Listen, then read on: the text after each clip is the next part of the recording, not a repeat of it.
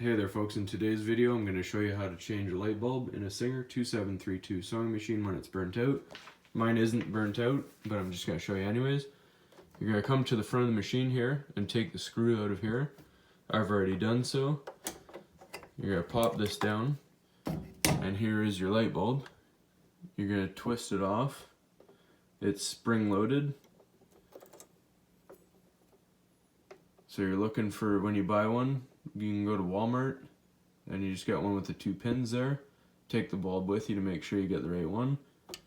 And when you have your new one, obviously line your pins up with your hole there. And push against it, twist, and that's all there is to it. Put your cap back on the way it came on, screw it in, and you're good to go. Hopefully this was helpful, and please like and subscribe.